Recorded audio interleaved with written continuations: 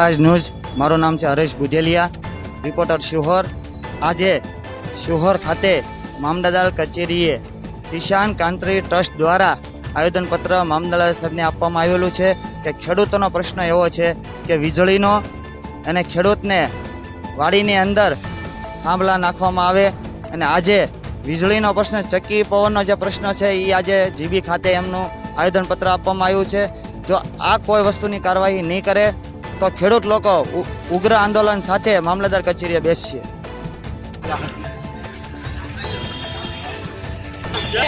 ન્યાય આપો, ખેડૂતોને ન્યાય આપો, ન્યાય આપો, ન્યાય આપો, ખેડૂતોને ન્યાય આપો, ન્યાય આપો, ન્યાય આપો, ખેડૂતોને ન્યાય આપો।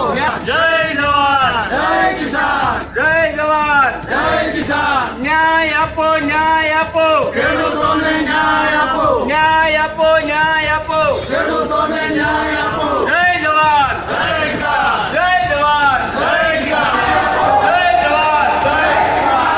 જવાન, જય જવાન, ન્યાય આપો, ન્યાય આપો, ખેડૂતોને ન્યાય આપો, જય કિસાન, જય જવાન, જય કિસાન, જય જવાન, જય કિસાન। ન્યાય આપો, ન્યાય આપો, ખેડૂતોને ન્યાય આપો, જય જવાન, જય કિસાન। અણહિલ ઉલવા ગામ તાણા અને શ્રી કિસાન ક્રાંતિ ટ્રસ્ટ વતી આજના દિવસે શ્રી મામલતદાર સાહેબશ્રીને અમે આવેદનપત્ર આપી અને જાણ કરેલી છે કે જે ગુજરાતના ખેડૂતો ઉપર જે દમન થઈ રહ્યો છે, ગુજરાતના ખેડૂતો ઉપર જે અત્યાચાર થઈ રહ્યો છે અને સરકાર એમાં પણ સામેલ છે, એના વિરોધમાં અમે આવેદનપત્ર આપ્યું છે। જે રીતે મોરબીની અંદર કોટ ગામની અંદર ખેડૂતોના ખેતરની અંદર પ્રાઇવેટ કંપનીઓ પોલીસને હાથો બનાવી અને ઊભા મોલમાં જે રીતે વીજ પોલ નાખી દે છે, વળતર આપતા નથી, એના વિરોધમાં પણ અમે જાણ કરી છે। સરકારશ્રીને પણ મારું તમે જાણે કૃષિ મંત્રીશ્રીએ કીધું છે કે અમે સરકારને જાણ કરશું, તો મારે એટલું જ પૂછવું છે કે શું સરકારને જાણ કર્યા વિના પોલીસ પાસે ત્યાં આવી જાય છે? અદાણી સાહેબ પોતાના એરપોર્ટ ઉપર 10 મિનિટ કાપ પાક કરવાના 800 રૂપિયા ફી લે છે, તો ખેડૂતોને તો બાપ દાદાની જમીન છે, એના જમીન ઉપર તમે જ્યારે વીજ પોલ નાખો તો એનું વળતર કેમ નહીં? શા માટે? અને શા માટે જગતના તાપને તમે હેરાન કરી રહ્યા છો? શું હાથમાં આવશે? એ લાચાર છે, કાયર નથી, અત્યારે સૂતેલા છે મારા ખેડૂતો, એને જગાડવાનો પ્રયત્ન ન કરો, અન્યથા સરકારને પણ ભાગવું પડશે। માટે આજના આવેદનની અંદર અમે સ્પષ્ટ જાણ કરી છે કે ભવિષ્યના સમયમાં ખેડૂતોને પૂરતો ન્યાય મળવો જોઈએ, એને હિસ્સો મળવો, એના હકનો ન્યાય મળવો જોઈએ, અન્યથા શ્રી કિસાન ક્રાંતિ ટ્રસ્ટ મેદાને તો ઉતરી ગયું છે, પણ હવે રસ્તાઓ પણ ઉતરી જશે। જય હિન્દ।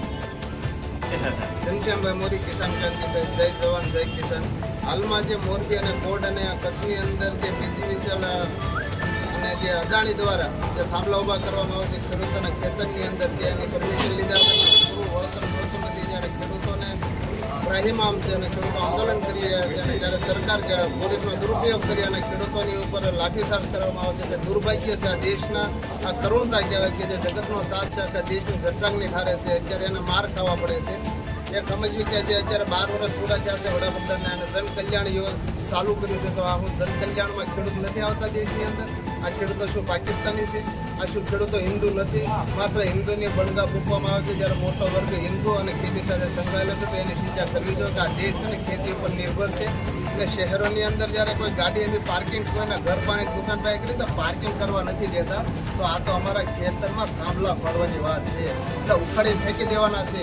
આ સહન નહીં થાય। જો આવનારા દિવસોની અંદર શિહોર તાલુકાની અંદર પણ ઘણા બધા પ્રશ્નો છે, જે આ પવનસિંહ કેવાળાના પ્રશ્નો છે, ગેસ લાઇનના પ્રશ્નો છે, એની અંદર ખેડૂતોને અન્યાય થયો છે અને અન્યાય કરતો આવે છે, તો આ સાખી લેવામાં નહીં આવે, આની ઉપર યોગ્ય પગલાં ભરવામાં આવે। આ બધા જે કાવતરા થઈ રહ્યા છે બંધ કરવા, અન્યથા અમારે આંદોલનનો માર્ગ અપનાવવો પડશે। ખેડૂત પરિવાર છે એ અમારો પરિવાર છે, ગુજરાતના ખેડૂતો બધા એક છે, બરોબર? આપ શ્રી પણ જાણતા હશો કે મોરબી અને જે બીજા કોઈ વિસ્તાર કચ્છના જ્યાં અદાણીની જે પ્રાઇવેટ કંપનીઓની જે રીતે દાદાગીરી કરવામાં આવે છે, ખેડૂતોના ખેતરની અંદર કોઈ પણ જાતના શરત ભંગ કરીને જે વીજ પોલ ઉભા કરીને વળતરના નામે એને કાંઈ આપવામાં આવતું નથી, અને જો વિરોધ કરે તો ખેડૂતોને પોલીસ આગળ ધરી અને એની પર દમન અને અત્યાચાર કરવામાં આવે છે।